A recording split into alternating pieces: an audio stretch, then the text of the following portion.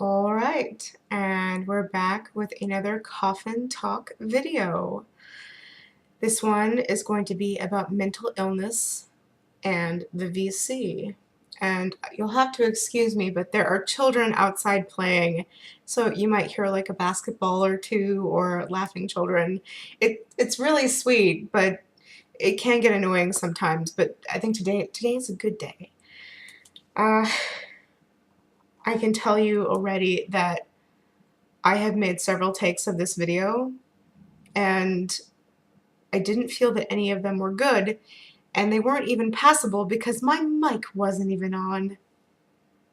So, the first thing I'm going to get to in this video is the science behind vampirism and mental illness. Is that in 2007, there was a scientific study done, and there was enough accumulated data for certain questions, and one was regarding physical ailments and one was regarding mental illness, as well as had you been mentally evaluated. And the factors that came out of mental illness, there were enough disorders and syndromes to sort of put a grab bag together of what was relative to vampirism. And so I have a list here of the highlights of the most prevalent to the least. Depression at the top of the list. Generalized anxiety disorder. Borderline personality disorder. Panic attacks. Bipolar disorder. ADD and ADHD. Asperger's syndrome. OCD. PTSD. And insomnia, as well as sleep terror disorders, with agoraphobia at the bottom of the list.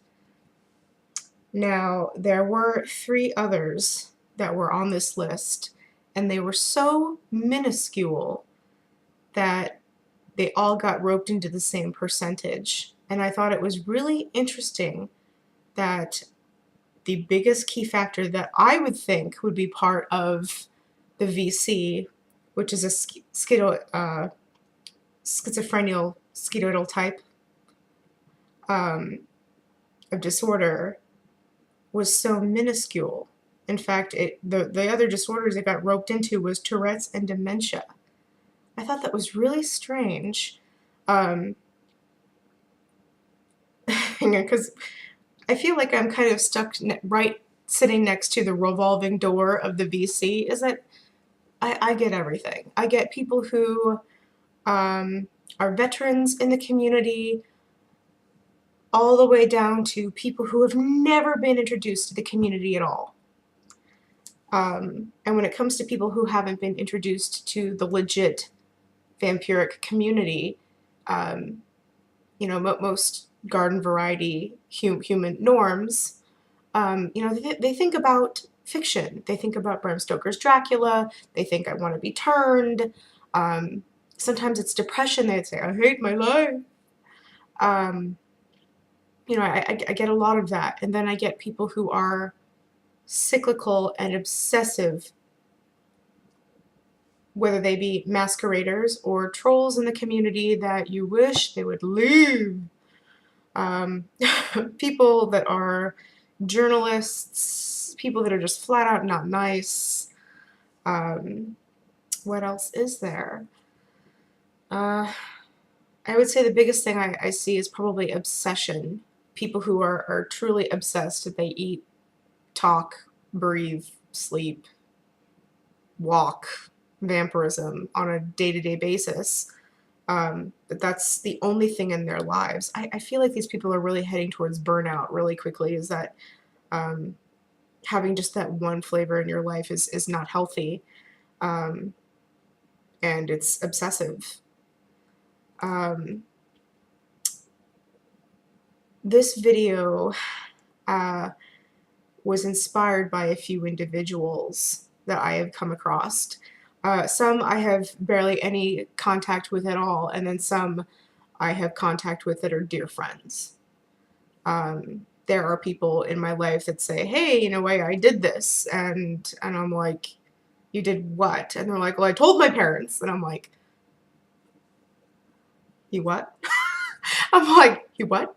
Um, and I feel bad because I do lead as an example on the community is that I have extreme moral high ground. I try to be as even tempered and especially as emotionally tempered as possible. Um, and that sort of ends up being and sort of an open book kind of atmosphere is that I try to be approachable, that I am not hiding anything murky, that the shadows that the vampire community creates are not in my life, that there's not a question that I'm not willing to answer. And that means I'm not hiding anything from anyone. It means I'm more than probably a semi-public figure. I'm just simply not well known. Um, but there are times where I get 15-year-olds that'll come up to me and they will swear up and down that they are the reincarnation of some sort of fictional creature. And I simply say, look, I don't know how long you're planning on keeping this up, but one, this is unhealthy. Two, it's insulting to us because we know different. Our culture is not the same. They don't run parallel. Fiction and vampirism, real vampirism, do not run parallel together. And this is news to most of humankind, is that they're not aware. They think that there is somehow some strange battle and hatred between vampire and lichen kind. And no, there's not. And then there are people that are like, the hunters are following me. And I'm like, well, then you being a stupid. You know, that world doesn't exist in reality. And the reality that exists in reality is based on science. Even in the psionic community, there's a healthy couple of spoonfuls of sugary science. And, the whole hocus pocus woo-woo side of the community is very careful about what they say, because they know that their island is getting smaller and smaller, and a lot of the times they get discredited because of what's going on in their Jenga upstairs. And to this list, when I was exposed to this list of relatable disorders when it came to vampirism, I was like, yes! I was so excited. Because it made me feel like, one, I wasn't alone, and two, that, this can happen to anyone. Any of these disorders can happen to anyone. It doesn't mean vampirism, but there are people that have come up to me and said, I'm concerned that I'm awakening, but I also have mental disorders that run in my family. And I said, well, there are mental disorders that also run in the community. And they're like, really? And I'm like, yeah, I'll show you. So that really did make me feel like I wasn't alone, because there's this misconception in the community because of the vampiric facade that we are somehow inhuman, non-humane, and somehow indestructible. And I would say that the only thing that is indestructible is our will. Our will could stand the test of time. We will never give up. There is definitely people in the community that will just keep beating that dead horse. And I feel like I can do so much more with that energy. I can do so much more with my time than beating a stupid dead horse. That I can go out there with that energy and do something positive. But not everybody in the community is really aware of that inner strength that they usually choose to use negatively at the start. Depression is something I have definitely been exposed to. Most of my good friends would be like, oh yeah, you get depressed when people are in your life screwing things up for you. I'm not one of those people that get depressed like the rug gets pulled out from under you, or that depression lives with you, or that depression is like a Siamese twin that you can't escape. That's not the way my depression rolls. My depression is usually getting depressed by other people. That I'm using too much of my energy to maintain myself because they're not maintaining themselves. There's no balance. Um, Usually that comes from like a roommate situation or a familial situation. Romantic relationships are like that. Um, when things are just when you're in a relationship and you don't feel like a stable, cohesive foundation, things happen, and that's where I get depressed. I get depressed that things are not working well. I get depressed because, things are falling through the cracks. I've depleted energy. All that really adds up for me. So when I had that at the top of the list, I was like, aha!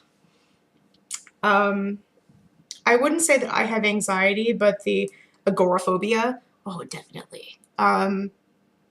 Being around places that I have never been before, being lost in a car, being stuck in a traffic jam, there is just too much going on around me where I have a huge problem. I go blind. It's so much data, I can't pick out one thing out of the den. Um, and when I'm being asked to do something, operate heavy machinery or think or do something with my hands, it gets very, very difficult for me. There have been situations where I have been in a car and my passenger doesn't help me, doesn't realize that there's something really going on, and I'm close to tears, that I'm close to putting the car in park and just walking out. It's very difficult. Um, and I hate to say it, but there are times where they've made things more difficult for me. Uh, is that it's sort of like, if you can't row, get out of the boat. Um, get out of my boat if you can't row. Because I'll be taking on water at that point, and it's just no good. I go right into panic attack mode, uh, and that's just truly terrible for me. There were things on this list of disorders that I can't pronounce, um, so I will link most of the list in the comments below. Um, I definitely am a light sleeper. I do have insomnia occasionally, especially when I'm very busy in my life. Uh, Sleep terror disorders, you bet. But that also might be due to PTSD. I have never been, to my knowledge, um, mentally evaluated. I have seen a therapist, um, and that was due to my night terrors. And what I was getting out of the session was that there really wasn't anything wrong with me. She actually said, you might have a little bit of PTSD, but there's really nothing wrong with you. She said, I can listen to you, I can be an ear for you, but there's really nothing I can do. And she even said that there wasn't really any medication that she could give me, that this is something that I would just have to be conscious of for the rest of my life. Now, this was several years ago, so there might be some more breakthroughs now. But at the time, I was really aware about what was causing my problems, and that it was a particular person in my life. And the fact that she couldn't help me with that meant that me being there was a waste of time, that I did not need to pay someone to listen to my problems, because that would not help. And so I have done my own therapy to help me with those issues, which has gone quite well. I don't think I've had a night terror that I've been conscious of, that I have woken up in a cold sweat in a very long time. But what I'm trying to say is that, sharing my own problems is that they're normal problems. They're not, vampiric in any way. They're, the normal people problems. um, and then there's the other side of people who legit have problems in the community, about the community, that are mental. And I'm talking about the people that aren't friends of friends. It's really, that's why in the VC, and especially on Facebook, um, when someone friend requests you, you go to their Facebook page and you see how many mutual friends you have with them. You contact your mutual friends and you say, hey, this person friend requests me. Do you know them? How long have you known them? Because there is mental illness in the VC. People need to check out with other people. Those are your credentials. Because there are places in the VC like Whisper and Kick where you don't have that. You run into all kinds of people. It's mostly anonymous, and you start to realize in those places that there are people that are not affiliated with the familiarity of any kind of baseline of what is the moral fiber of the VC, the people that are entirely lawful and have a code of honor and are not willing to take advantage of people and manipulate them in certain ways, which is what happens in places where people are anonymous. You start to realize one person is in one group, they're in another group, and it's like they're in several vampiric groups, and then there's in several other kin groups, and then you found them in a demonic group somewhere down the line, and they have no defined personality borders. They're this, they're that, they're the other thing, and then they're lingering on this, and then they're obsessed about that, and then they're manipulating other people and encouraging it in other people. That's a problem. Now, there are other things like masqueraders, whether they be human lifestylers, all of that are things that you need to watch out for in the community. But as far as personally, what I wanted to talk about in this video after getting all that out of the way is that a lot of people come up to me and they're like, I'm thinking about telling my girlfriend, or I'm thinking about telling my best friend. And the thing I have to say is, what exactly are you thinking about telling them? I myself, I'm going to admit it, I do have a controlling side. Yeah, you think? But I do it when I feel the need to say, well, what exactly are you interested in telling someone? Please come and tell me what you think you're going to tell someone, because I'm really trying to look out for you. But it comes off in a way that is controlling. That I would say, why don't you say this instead? Because what you just said to me sounds terrible. People have their own way of conveying things, and that is something I worry about, because usually when people come up to me and they say those things, I'm not only thinking about them, I'm thinking about me and everybody else that they've ever been exposed to in the community. Because if something goes wrong because you decided to do something, the entire community can be held liable. And I know that. And that's something at the top of my list that I worry about, is that even though I look like a sane person and I look like a good advocate and an honorable person in the VC, if someone truly hated me, just an example. Here in the state of Washington, I'm not entirely clear on the laws, but the last time I checked, 3 people could forcefully encourage you to be mentally evaluated and held 24, I think it's like 24 hours under surveillance. I'm pretty sure it used to be 3 people in Washington state. You'll have to look at your own state. I highly recommend it. Also, a police officer, if they try to evaluate your competency and you fail, they can detain you for evaluation. I highly recommend that you look up those dangers in your neck of the woods. And when people come up to me and they say, I'm thinking about telling so-and-so, the first thing I really think about, besides the welfare of the community, is your welfare. Can you hold down a job? Are you responsible for rent of a roof over your head? Are you responsible for taking care of a car? Are you responsible for children? All of these things, removing the VC completely, just a normal average person that could possibly have a mental disorder that was noticeable enough to interfere with their day-to-day lives would not have these things. They would have trouble. They'd be fired from several jobs. They'd have trouble keeping a job. They'd have trouble. Maybe they would have an eviction on their record. A lot of people right now are screaming at me. Um, they're like, you knew all this, and yet you still run into the problems that you've run into. Everybody learns at a different rate, and I'm no different. I'm still learning. There are people I still run into on a daily basis where I give them more slack than they deserve. That's my issue. I'm overly generous and I'm very kind, and people tend to hang me by that, which is unfortunate because my other side, my Mr. Hyde side, is very scary, and will find out where you live and your number and your parents' number and your address and your Facebook and all of your social media accounts.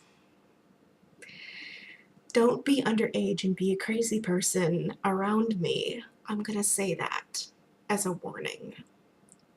It's happened before. I cannot tell you how many times people have approached me in the community and been absolute, complete cuckoo for Cocoa Puffs Looney Tunes and been underage. And just stay away from me because I'm not going to allow you to subject other people to that after you subject me to it. After I learn people and become invested in that relationship, for you to really, by increment, really dial up your crazy, is only going to get you in trouble. And really, I'm not the only one in the VC that feels that way, that there are people that have been mentally unstable that have created groups on Facebook, and then they wonder why everybody is sitting in on the group and no one is saying anything. And then there are people that are completely unsuspecting saying things.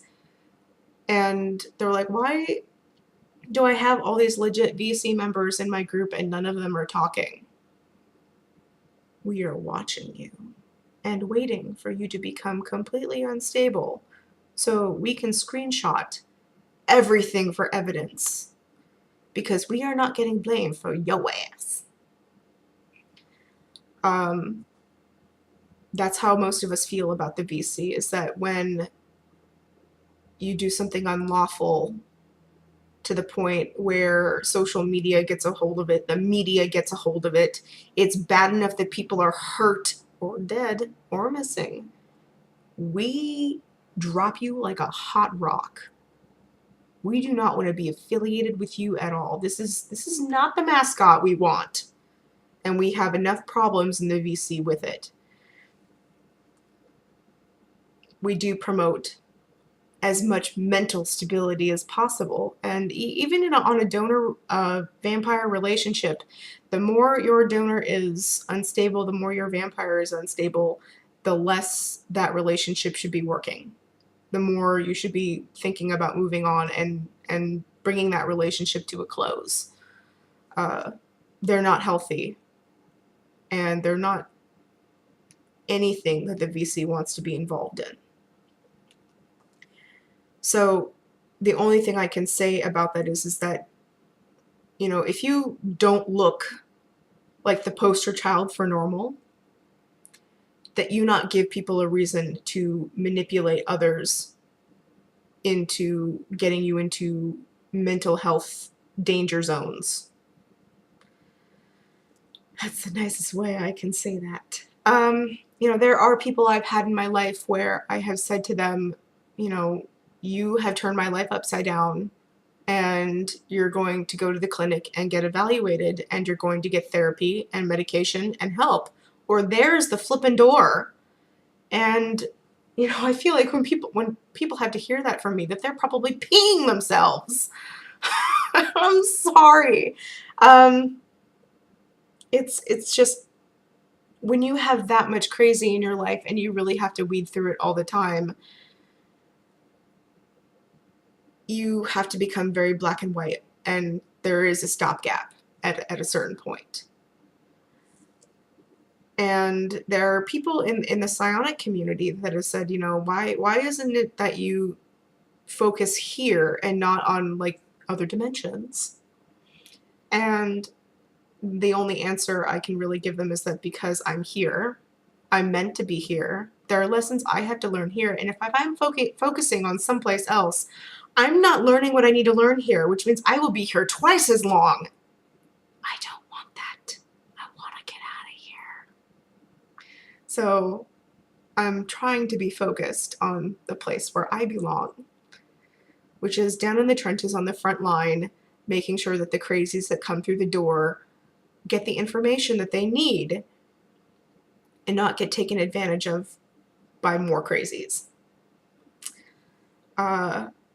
There was a wonderful journalist once that is now quite the troll, and I used to try and explain the VC to them and say, you know, no, there's legit VC members, and then there are people who wish that they were VC members and that are totally obsessed, and it's really not healthy. And he simply came off and said, but they're all crazy. It's just a different brand of crazy. And I felt really bad because this person is going to be asking certain questions for the rest of their lives on why the VC operates the way it does, because they can't see past a certain point. They can't see the various colors of the shades of red in the community. And unfortunately, they're also not part of the community, but they're vastly confused about that. You see what I'm trying to say here? That there are people that just, they come into the community. Some of them don't leave. We wish that they would.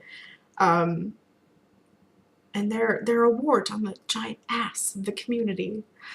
And then there are people like me out there that are trying to make the best of it and try to make sure that people get the information that they deserve to get, especially if it is in fact that they need help.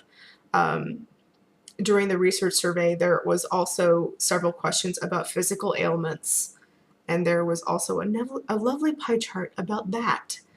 And I will get to that in a different video.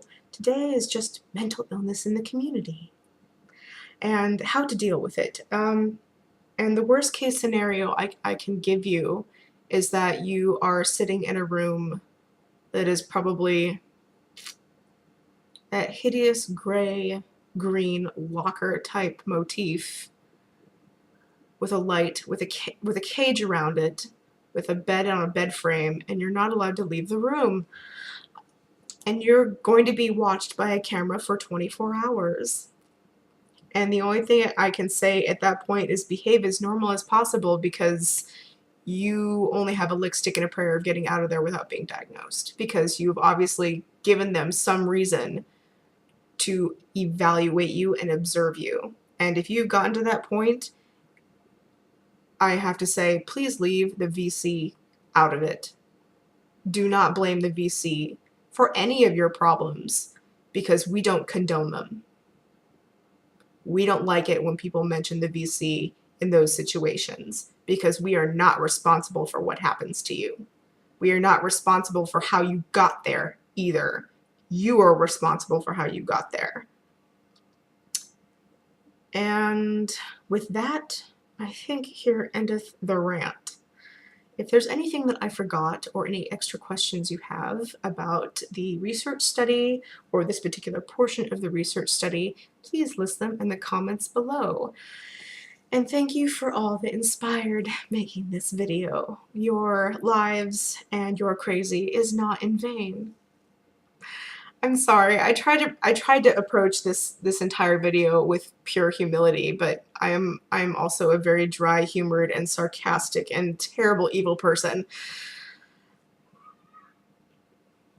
And I'm sorry it took me so long to make this video. I've been having trouble with my computer and my webcam.